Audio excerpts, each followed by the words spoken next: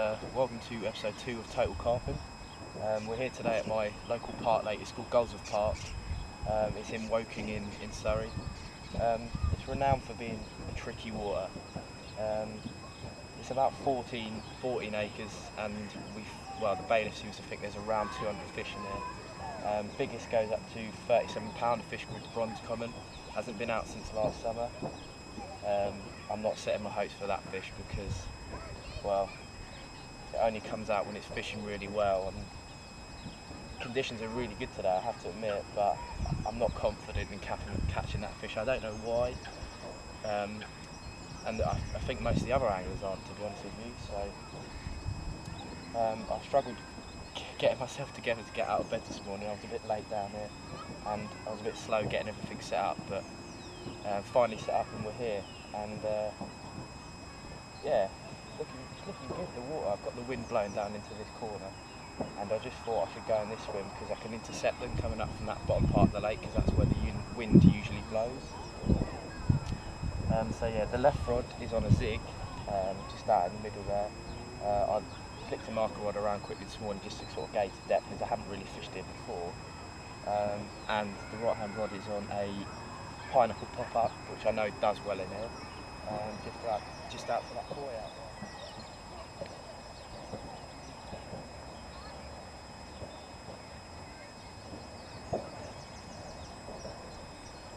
Right, here's the pop-up rig that I'm using. Basically, probably a 2 or 3 foot length of lead core onto a lead clip, pretty standard really. And then I've just got an extra tail rubber and used it sort of just to push the hook link away from the lead. And I think that's a 2 ounce quarter lead onto the new quarter end trap braid. It's really nice. It just looks so sexy, it's unbelievable. Then I've got a shot just to anchor the pop-up down onto a quarter wide gate B size 8, and then onto the pop-up obviously, and I just checked it in the margin, it does look really good. So yeah, that's the rig. Fish front. I'm just going to show you my marker rod setup. Basically I've got a square pair, and that's tied onto a ESP shop leader, and then I've got a bead just to act as a buffer on the top of the swivel, and then I've got my marker float quarter ones. Definitely the best ones on the market, really buoyant, and they're really nice to see, and you get 2 in a pack as well. Then I've got, I think it's 30 floating braid. Floating braid's a must, especially for spodding. But yeah, that's on a Fox Stratus reel. It's not really my best reel for the job, but it works. And then it's just on an old carp rod, and I could probably put that max 100 yards, and that's probably the most I'm going to be fishing. So yeah, that's my marker rod setup.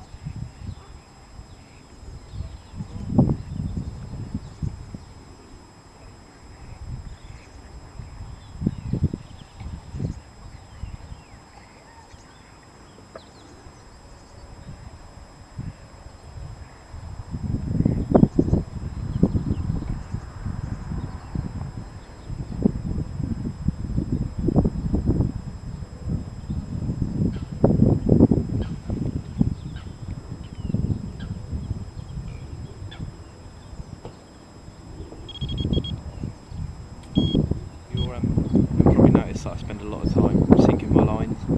I think it's really important, definitely on waters where the fish are difficult to catch. I think if you sink your lines properly, sometimes there's no need for backbeds, definitely.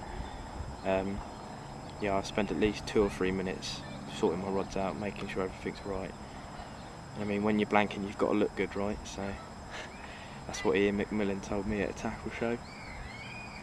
So yeah, that's a good tip. You should always spend at least 2 or 3 minutes sinking your lines down properly, making sure everything's right, and also making sure that your line is in the V or your roller on your bite alarm, because a lot of the time in the past I've put the rod down on the buzzer and the line's not actually been guided over the roller or the sensor on, in my case, in the Delkins. So yeah, that's very important. Yeah, I'm feeling. Oh, just had a bleep on the left hand rod. I think I might have a pickup, you know, with a bream because of all that pellet. Yeah, as I said earlier, I don't mind catching bream or tension here because at least I know that the rig's sitting right. So yeah, I'm thinking of maybe spodding out a little bit. I'm not sure yet though, it depends what the conditions do. If they stay as they are, which the wind's coming right into me, you never know. Anyway, I'll keep you updated. Hopefully I'll get a fish if from that bleat something develops, you never know. It's about 4:20 now, still no action unfortunately, but you have to put blanks in order to catch fish these days. Dave Levy once said that you have to put in a few blanks to catch big fish, and he's exactly right there. So I'm not too disappointed if I don't catch today. As I said, it's been useful today because I've learned how the wind reacts onto the water, and I've learned where other anglers are putting baits, which I'll remember for next time. Like I said before, I'm just going to have a flick around with the marker float at the end of the session, and note down on a piece of paper where I find spots and how far out, and so on. So yeah, I wouldn't mind to catch anything really. A potential bream would be nice, but obviously I'm not in control of that. So yeah, I'll probably film myself flicking a marker rod around, so I'll see you then. Right, well I'm afraid that's it. It's been a hard day really. The weather's been weird, it's been changing all the time, so that's not helped. I'm not too disappointed to be honest with you, because it's the first time fishing down here, and I know it's a tricky water.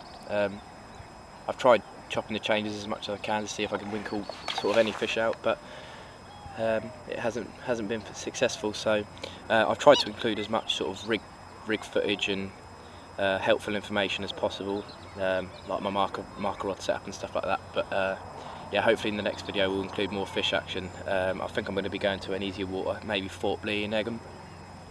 So yeah, I guess I'll see you in episode 3. Cheers.